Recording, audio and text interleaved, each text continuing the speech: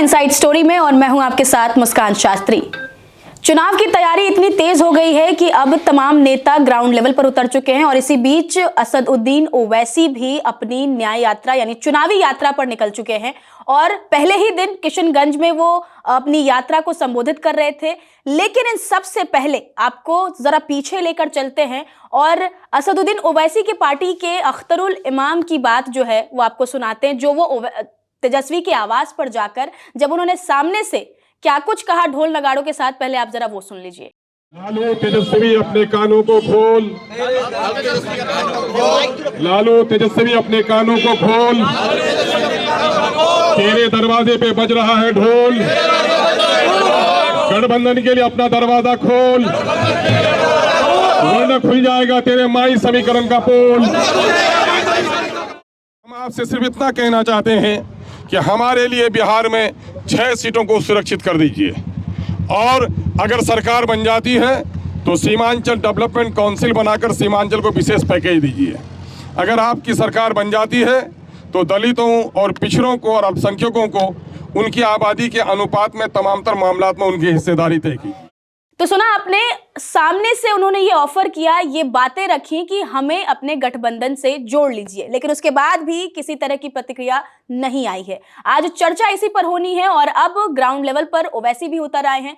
अख्तरुल इमान साहब ने खत लिखा है, फिर अख्तरुल इमान साहब ने यहाँ के लीडर ऑपोजिशन को लेटर लिखा है। मीडिया के जरिए हमने इस बात को कहा है कि एमआईएम पार्टी अलायंस के लिए तैयार है और फिर अख्तरुल इमान साहब ने अपने आखिरी खत में ये भी कहा है कि हमको अब 6 सीट दे दीजिए। अब ये उनको फैसला करना है, ये नहीं करेंगे तो बिहार की जनता ये देख लेगी कि कौन बीजेपी को कामयाब कराना चाहता है या कौन बीजेपी को रोकना चाहता है। तो अब ये फैसला बिहार की आवाम पर है। हम तो अपनी जिम्मेदारी को निभा चुके हैं। कल कोई हमसे ना कहे कि आपने बातचीत नहीं की, आपने फुला नहीं किया। तो हमने तो अपनी तरफ से पूरी कोशिश की और जनता के सामने, आवाम के सामने हमने इस बात को रख दिया। तो क्या कुछ होने वाला है और चर्चा इसी पर होगी। हमारे साथ मौजूद है चर्चा के लिए डॉक्टर संजीव त्रिवेदी, हमारे सहयोगी। बहुत स्वागत है आपका। पहले हमने सुना दी कि अख्तरुल इमान सामने जाकर ढोल नगाड़ों के साथ सामने से बिल्कुल आरजेडी के आवास पर जाकर वो गठबंधन की मांग कर रहे थे और अब ओवैसी भी यही मांग कर रहे हैं कि हमें 6 सीट दे दीजिए और गठबंधन बना लीजिए। लेकिन आरजेडी की तरफ से कोई प्रतिक्रिया इस बार भी नहीं आई। क्या मतलब है इसका? देखिए मुस्कान, असदुद्दीन ओवैसी जब भी बिहार गए या फिर देश के अलग अलग इलाकों में उन्होंने अपनी पार्टी को मजबूत करने की कोशिश की तो उन्हें बीजेपी की बी टीम कहा गया।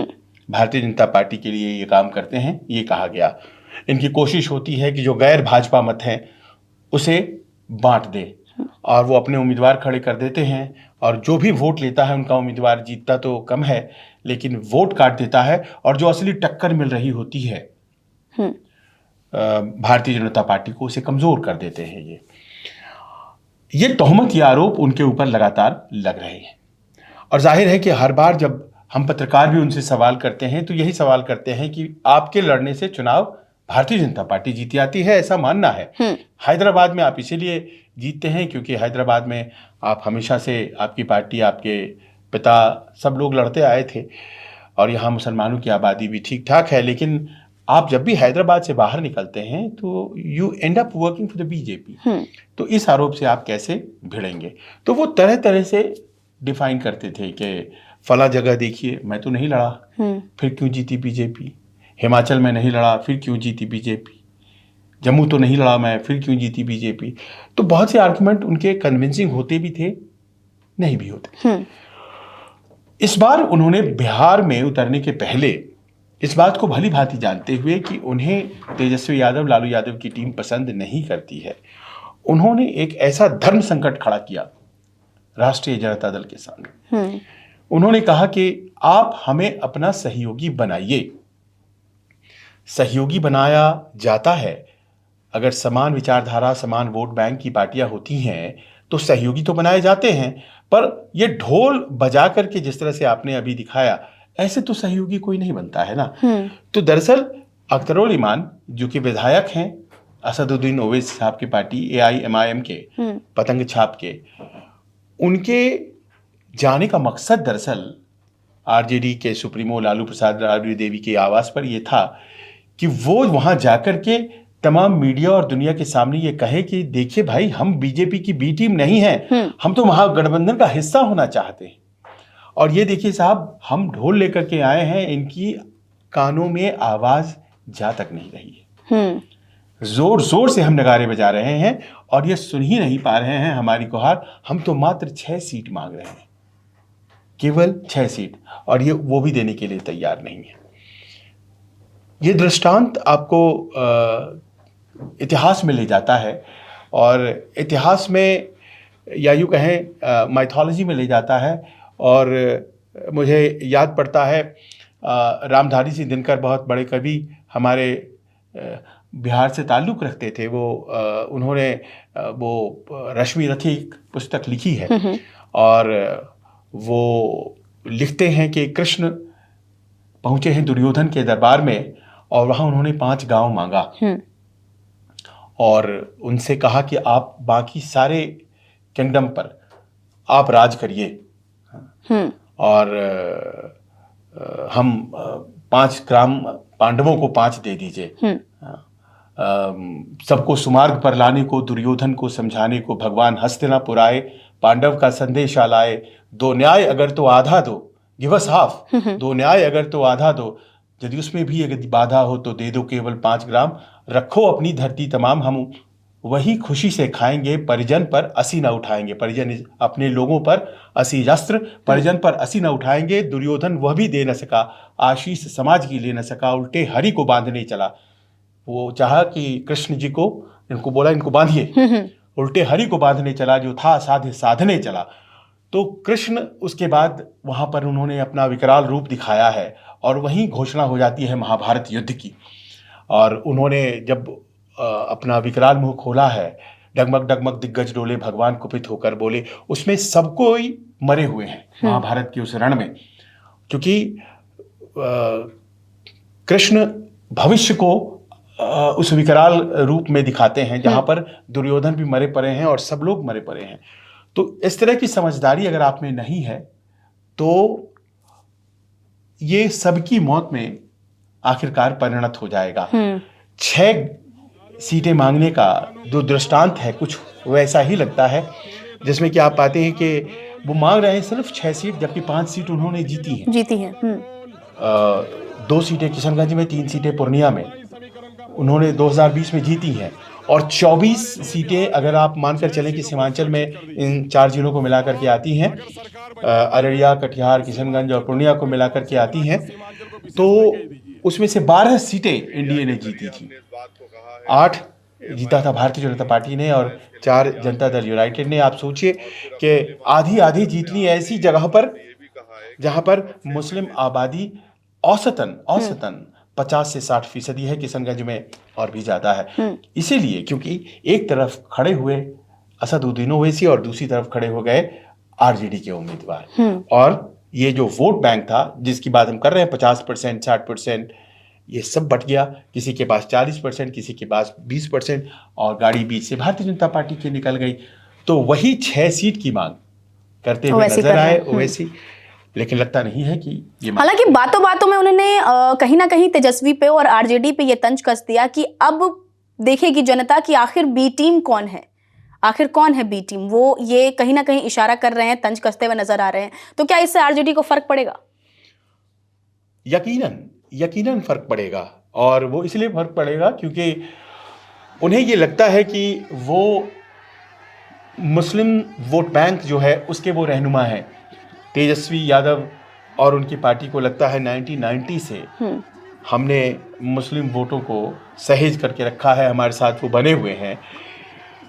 तो अब ऐसा क्या आ गया है कि हम किसी और को स्पेस दें। इसका मतलब ये है कि हमारी पकड़ ढीली हो गई है, ये मैसेज चला जाएगा, और ये मैसेज अगर चला जाता है तो उसी दिन तो क्रम्बल हो जाएगा सब कुछ। MY ही तो आधार है, जो सीधे 18% आबादी जो बिहार में मुसलमानों की है और करीब 14% आबादी यादव्स की है, ये दोनों अगर आप जोड़ दें तो ये आंकड़ा एकदम से 32% आबादी की तरफ चला जाता है। मान लीजिए कि 2% चले भी जाते हैं कहीं तो 30% वोट बैंक तो सॉलिड वोट बैंक है। इसीलिए भारतीय जनता पार्टी चाहे जेडीयू के साथ सरकार में रहे लेकिन कभी भी वो आरजेडी का मत प्रतिशत घटा नहीं पाए। उन्हें ये लगता है कि हम तो मुस्लिम वोट बैंक के असली रहनुमा हैं, हमारा किरदार ऐसा रहा है कि हमने मुसलमानों के लिए, उनके प्रोटेक्शन के लिए आरजेडी को ऐसा लगता है अपना नुकसान किया है। और पर सवाल यहाँ ये है कि आखिर ऐसी क्या दिक्कत है ओवैसी से जो ये गठबंधन होने का नाम नहीं ले रही है, तेजस्वी हामी नहीं भर रहे, आरजेडी हामी नहीं भर रही है। हालांकि जब ये गठबंधन होगा तो आप जैसा कह रहे हैं कि कहीं ना कहीं जो गठजोड़ होगा उसकी जो परसेंटेज है वो अपने आप बढ़ जाती है, तो ये तो एक पॉजिटिव कहीं ना कहीं फिगर देगा आरजेडी को, लेकिन फिर भी आरजेडी इसको लेकर रेडी नहीं है, क्यों? आरजेडी की दरअसल दुविधा है कि वो एक दौर था जब 243 में से अधिकतर सीटें लड़ा करते थे, 160, 170। अब वो आंकड़ा धीरे धीरे घट रहा है। आरजेडी अगर बिहार में न लड़े तो कहाँ चुनाव लड़े? तेजस्वी ये पूछते हैं, अपने सहयोगियों से पूछते हैं, विरोधियों से नहीं, कि आपकी पार्टी झारखंड मुक्ति मोर्चा लड़ती है झारखंड में, आपकी पार्टी है तृणमूल कांग्रेस, वो तृणमूल कांग्रेस लड़ती है कोलकाता में, बंगाल में आपकी पार्टी कांग्रेस है वो तो देश भर में लड़ती है, लेकिन हमारी तो पार्टी आरजेडी है वो बस बिहार में सीमित है। और हम अपने सहयोगियों में वोट सीट बांटते चले जाएं और तो हमारा असर, हमारा फैलाव दिनों दिन बढ़ने की बजाय घटता चला जाएगा। और इतना अगर फ्रैक्चर्ड हो जाएगा हमारा वोट बैंक, हमारा मैंडेट, तो भारतीय जनता पार्टी को यूं ही फायदा होने लगेगा। लिहाजा एक कंसोलिडेशन होना चाहिए। उनका ये मानना है कि वो तो हैदराबाद की पार्टी है, वो हैदराबाद में क्यों नहीं लड़ते हैं चुनाव? वो तेलंगाना में, पूरे तेलंगाना में नहीं लड़ाते हैं चुनाव, बिहार चले आते हैं। तेलंगाना की राजधानी है हैदराबाद, सिर्फ हैदराबाद में लड़ते हैं, पूरे तेलंगाना में पहले लड़े फिर चले आए। ओवैसी साहब का कहना है कि देखिए साहब, ऐसा है कि सभी जातियों की पार्टी है, हाँ, यादवों की भी पार्टी है, भाई पासवानों की भी पार्टी है, कोयरी कुर्मी लवकुश समाज की पार्टी है, भाई हमारी पार्टी क्यों ना हो? मराठों की पार्टी है तो हमारी पार्टी क्यों ना हो? जाटों की पार्टी है। तो जब सब समाज, आप देख लीजिए राजभर की पार्टी है, वो भी राजभर साहब चलाते हैं वो पार्टी। सोने लाल पटेल साहब की पार्टी जो कुर्मी समाज की पार्टी कहलाती है आज की तारीख में, अपना दल, वो अनुप्रिया पटेल और उनकी बहन दूसरा धरा चलाती है। तो सारे तो जातीय दल हैं, मुसलमान भी एक पहचान है, तो इसकी अपनी पार्टी क्यों ना हो?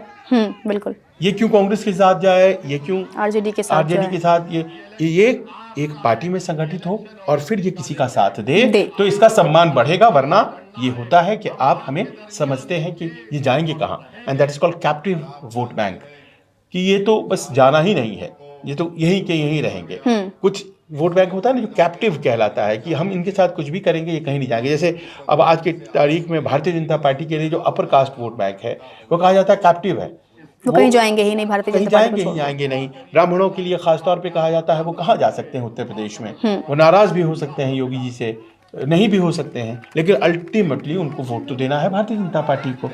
तो उसी प्रकार मुस्लिम्स जो हैं वो कैप्टिव वोट बैंक हैं आरजेडी के, समाजवादी पार्टी के, कांग्रेस के, वो जाएंगे कहाँ? इस बात को रीराइट करना चाहते हैं असदुद्दीन ओवैसी। ये चाहते हैं कहना कि देखिए साहब, हमारी भी अपनी एक आइडेंटिटी है, हमारी भी एक पार्टी है, और हम इस पार्टी को पैन इंडिया पार्टी इसीलिए बना रहे हैं ताकि मुसलमानों की रहनुमा मुसलमानों की पार्टी रहेगी। और मजे की बात यह है मुस्कान, की इस तरह की विचारधारा के टेकर्स बहुत हैं। असदुद्दीन ओवैसी जब ये कहते हैं तो बहुत से युवा वर्ग के लोग हैं वो उनकी बातों को सुनते हैं, और इन तस्वीरों में देखिए दीवानगी देखिए उनके प्रति देखिए कैसे फूल बरसा रहे हैं, कैसे उनके ऊपर गिरे चले जा रहे हैं। It's like a film star who is visited. अब आप ये देखिए कि एक नेता जो हैदराबाद से है लेकिन उसके प्रति अट्रैक्शन क्या है? बिहार में इस तरह की दीवानगी है। मैं एक बार उनके साथ किशनगंज के क्षेत्र में घूमा हूँ और मुझे बहुत आश्चर्य हो रहा था क्योंकि उस तरह की जो पकड़ है वो कोई बाहर का नेता और बिहार के सीमांचल में नहीं थी। बिल्कुल। तो ऐसा लगता है कि उनका जो मुसलमान होना है वो बड़ा काउंट करता है। और फिर सबसे बड़ी बात है वो एक विद्वान है, जब वो बोलते हैं बड़ी तार्किक चीज़ें बोलते हैं। बैरिस्टर की पढ़ाई उन्होंने करी है लंदन से और कानून के ज्ञाता हैं। जब वो संसद में भी बोलते हैं तो वो कोई ऐसे मुसलमान नेता नहीं है जो कि केवल बस खड़े हो गए हैं। खड़े हो गए हैं और मान लीजिए केवल सांप्रदायिक बातें करता हो। ऐसी बात नहीं है। आपने उनका प्रदर्शन देखा जब वो अभी ऑपरेशन सिंदूर के बाद जो डेलीगेशंस गई बाहर, बिल्कुल। तो उसमें ओवैसी के नाम को लेकर के सबसे ज़्यादा चर्चा हुई और जिस अंदाज में उन्होंने भारत और उसके हितों को डिफेंड किया बाहर जब वो जाते हैं, तो एक सच्चे भारतीय की तरह जिस तरह से उनका व्यवहार रहता है, उन्होंने पाकिस्तानियों को लाहौर में जाकर के दुबई में कई दफ़े ज़बरदस्त उनको ज्ञान दिया है और उन्होंने बताया है कि आपसे ज़्यादा पहुँचे हुए आलिम लोग हमारे यहाँ हैं। हम भारतीय मुसलमान जो हैं वो आप हमें सिखा नहीं सकते हैं। तो इस तरह का उनका एक मिजाज है। अभी देखिए क्रिकेट मैच हुआ, सबसे ज़्यादा आगे बढ़ कर के उनकी पार्टी ने विरोध किया था पाकिस्तान के साथ। बिल्कुल। तो उन्होंने बड़ा एक नेशनलिस्ट टाइप का दृष्टिकोण रखा है। उनकी पार्टी का इतिहास हो सकता है कि वो राजाकर्स के साथ थे, नहीं थे, वो उन्होंने आज़ादी के आंदोलन का विरोध किया था। वो एक पास्ट है। जो प्रेजेंट है उसमें उन्होंने एक नई तरह की छवि गढ़ी है और एक एवरेज मुसलमान को लगता है कि क्यों ना हम इनके साथ रहें, हमारी भी अलग छवि, हमारा भी अलग पहचान, हमारी पार्टी हम कह सकते हैं। बिल्कुल। और ये ललक जो है ये आरजेडी, कांग्रेस और सपा सबके लिए ये एक चिंता का विषय है। अब ऐसा लगता है कहीं ना कहीं कि असदुद्दीन ओवैसी जब ग्राउंड पर उतरे हैं तो ऐसा लगता है कि कहीं ना कहीं आरजेडी डरती हुई नजर आ रही है। वो तो हालांकि डरी हुई है क्योंकि अब और इस आरजेडी के रुख से असदुद्दीन ओवैसी भी जो हैं वो कहीं ना कहीं नाराज नजर आ रहे हैं। इतनी बार पत्र खारिज कर दिया गया उनका, सामने से ये प्रपोजल उनका एक्सेप्ट नहीं किया गया। तो वैसे भी कह रहे हैं कि 60 सालों तक कोई पटना में बैठे चला रहा है, मुसलमानों के करता धरता कोई और बनकर बैठा है, अब ऐसा नहीं होगा। इसका क्या मतलब है? देखिए इस बात को अगर उन्होंने कहा है तो इसमें एक बात तो सच्चाई है कि पटना और किशनगंज की जो दूरी है अच्छी खासी दूरी है, 350 किलोमीटर्स। आप सोचिए कि वहाँ फैसले होते हैं, किशनगंज में उनको लागू किया जाता है, पूर्णिया में लागू किया जाता है। तो जब उन्होंने ये बात कही कि पिछले 60 साल इस तरह से हुआ है, तो उनका ये कहना केवल मुसलमानों के लिए नहीं है। अच्छी खासी संख्या हिंदुओं की भी है, 40-45%। केवल किशनगंज में 30-32% ही है, बाकी जगहों पर तो ऑलमोस्ट 50% वो भी हैं। तो उनका ये कहना है कि इधर का जो पिछड़ापन है, और देखिए माइग्रेंट्स बिहार से जो निकलते हैं सबसे ज़्यादा उस क्षेत्र से निकलते हैं। उसी क्षेत्र के माइग्रेंट्स पाया जाता है कि वो आपको दक्षिण में भी हैं, नॉर्थ ईस्ट में भी हैं, वही पश्चिम में भी हैं, वही दिल्ली में भी हैं। तो उनका ये कहना है कि पटना वाले इस क्षेत्र के साथ न्याय नहीं किए। यहाँ वो केवल मुसलमानों की बात नहीं कर रहे, यहाँ वो बात करते हैं इस क्षेत्र के पिछड़ेपन की, और वो भी एक बहुत बड़ा पुलिंग फैक्टर है। और आप देखिए इस तरह की बातों का नतीजा है। क्यों है नतीजा? पिछली दफ़ा सरकार जब बनी, मुस्कान, वो कितनी सीटों से बनी? मात्र 10 सीटों के फासले थे। 10 सीटें अगर आरजेडी या महागठबंधन को ज़्यादा आई होती तो इन्होंने सरकार बना दिया होता। इसीलिए हमेशा कांग्रेस के प्रति वो नाराज़ वो लोग रहते हैं, कहते हैं कि 70 सीट बर्बाद हो गया, कम सीटें लीजिए आप, जीत नहीं पाएंगे उतने। 10 सीटें अगर एनडीए को ज़्यादा आई तो देखिए उन्होंने सरकार बनाई, 5 साल चल गई वो सरकार। मसला ये है कि ये जो 10 सीट है ये आया कहाँ से? सीमांचल से कहते हैं आया, क्योंकि वहाँ 24 सीटें हैं। जैसा कि मैंने बताया 12 सीटें बीजेपी ने जीती, बावजूद उसके कि उनके पास आंकड़े वहाँ पर कम हैं। हिंदू कार्ड पर वहाँ वोटिंग होती है, हिंदू मुस्लिम कार्ड पे। तो अगर एक साथ सबके सब देते तो शायद भारतीय जनता पार्टी के लिए बड़ी मुश्किल हो जाती उस इलाके में जीतना। लेकिन चूंकि अलग अलग लड़ रहे थे महागठबंधन वाले और असदुद्दीन ओवैसी की पार्टी वाले, तो देखिए फायदा हुआ भारतीय जनता पार्टी का। तो बड़ी निर्णायक है वो जो क्षेत्र है वो बहुत ही निर्णायक है, और तेजस्वी के लिए ये एक बहुत बड़ी चिंता का सबब है। क्योंकि अगर वो, देखिए क्या है नेतृत्व है क्या, ये समझना पड़ेगा कि आप अगर लीडर हैं तो आपके साथ कतिपय वैसे लोग जुड़ेंगे जो हो सकता है कि आपको लगे कि ये वैसे नहीं है कैपेबल, पर जब आप टीम को लेकर के चलते हैं तो ऐसे लोग होते हैं। बिल्कुल। ये जो परिपक्वता है ये यही नेतृत्व है कि हमारे साथ वो लोग भी रहेंगे जो ज़्यादा जिद करते हैं, जो उतना मांगते हैं जितना उनका हक नहीं है, और कैसे मैं सबको मिला करके शिव जी की बारात को लेकर के आगे बढ़ता हूँ, है ना। इसीलिए वो शिव है। तो वो अवघर इसीलिए तो है तो इसीलिए ये जो भाव है, ये भाव तेजस्वी लेकर के आएंगे तो शायद ज़्यादा आसान होगा उन्हें। उस क्षेत्र में मत भूलिए कि पूर्णिया में पप्पू यादव हैं। पप्पू यादव कांग्रेस की लाइन पर हैं, है ना। असदुद्दीन ओवैसी कांग्रेस की लाइन पे नहीं है, क्योंकि वो अलग लाइन है उनकी। पप्पू यादव की लाइन होगी जो महागठबंधन की लाइन होगी, तो कांग्रेस और महागठबंधन के जो कैंडिडेट होंगे उनके पीछे पप्पू यादव लगे रहेंगे, उस तरफ लगे रहेंगे ओवैसी। और जाहिर है कि ये जो डिवीजन होगा, यह डिवीजन भारतीय जनता पार्टी के लाभ का होगा। एक आखिरी सवाल करना चाहूंगी मैं, आजम खान को लेकर कई तरह की प्रतिक्रियाएं बनाई जा रही हैं। अब वो फाइनली जेल से निकले हैं, समाजवादी पार्टी से आते हैं, पुराने नेता हैं, लेकिन उनके मुस्लिम होने को लेकर भी अब कहीं ना कहीं पेच फंस रहे हैं कि अब वो किस पार्टी में जाते हैं, उनका क्या रुख होगा अगर वो जेल से निकले। अब तक समाजवादी पार्टी के किसी नेता ने उनसे मुलाकात नहीं की, अखिलेश यादव भी नहीं गए मिलने के लिए, तो कई तरह की प्रतिक्रियाएं अब बनाई जा रही हैं कि आखिर अब जब वो निकले हैं तो वो किस तरफ जाते हैं। देखिए, हम लोगों ने असदुद्दीन ओवैसी की बात की है, वो तो बिहार में अभी पिछले 10 साल में आए हैं। आजम खान तो इसी जमीन के हैं, वो तो उत्तर प्रदेश की जो राजनीति है उसके कण-कण को समझने वाला नेता है। रामपुर में वो जो चाहते थे जब सत्ता थी वो होता था। उन्होंने तय की कि विधायक कौन बनेगा, सांसद कौन बनेगा। मुलायम सिंह की सरकार में बहुत मजबूत उनकी शख्सियत थी, बड़ा किरदार था। लेकिन भारतीय जनता पार्टी ने सब पलट दिया। भारतीय जनता पार्टी ने न केवल गलत या सही जो भी तरीका रहा हो, रामपुर की सीटें भी जो है वो जीत ली और उनका एक राजनीतिक वजूद हिला दिया। बहुत से केसेस इनके खिलाफ हुए और बहुत से केसेस हुए जिसमें कि वो गलत भी हैं, कुछ केसेस लेकिन सही हैं, क्योंकि मैं बहुत दफ़े गया हूँ रामपुर और मैं जानता हूँ कुछ केसेस जो हैं उसमें गलत उनके ऊपर नहीं हुए हैं, कुछ केसेस एकदम गलत हुए हैं। लेकिन इन केसेस के मसले के कारण वो जेल में रहे लंबे अवधि तक। अब वो जब बाहर आए हैं तो वो बाहर जब आए हैं तो एक नई राजनीतिक पारी खेलेंगे ज़रूर। 27 में चुनाव है, 2027, वी टॉकिंग इनटू 2025। अब आप देखिए कि इतना करीब चुनाव है कि ये गिनती के 400 दिन भी नहीं रह गए हैं। तो जाहिर है इस वक्त उनकी जो सक्रियता है, थोड़े से सहमे से डरे से समाजवादी पार्टी वाले देख रहे हैं उनको कि पता नहीं है क्या करें। ये कहीं ऐसा तो नहीं है कि कोई और दामन थाम लेंगे, हमसे दूर हो जाएंगे और एक बड़ा वोट बैंक जैसे वैसे लेकर के निकल जाते हैं, वैसे ही आजम खान लेकर ना निकल जाएंगे। और ऐसे में तो भारतीय जनता पार्टी के लिए चीज़ें और आसान हो जाएंगी। तो ये एक वहापोह की वहाँ स्थिति है। हालांकि अपनी राजनीति बखूबी समझते हैं आजम खान और वो अच्छी तरह जानते हैं कि जब तक वो इस पार्टी के फोल्ड में है, सपा के फोल्ड में है, तब तक वो बहुत बड़े नेता हैं। असदुद्दीन ओवैसी की तरह उनके पास कोई अपनी पार्टी नहीं है पुरानी, जो कि ओवैसी साहब को उनके पिता ने दी थी।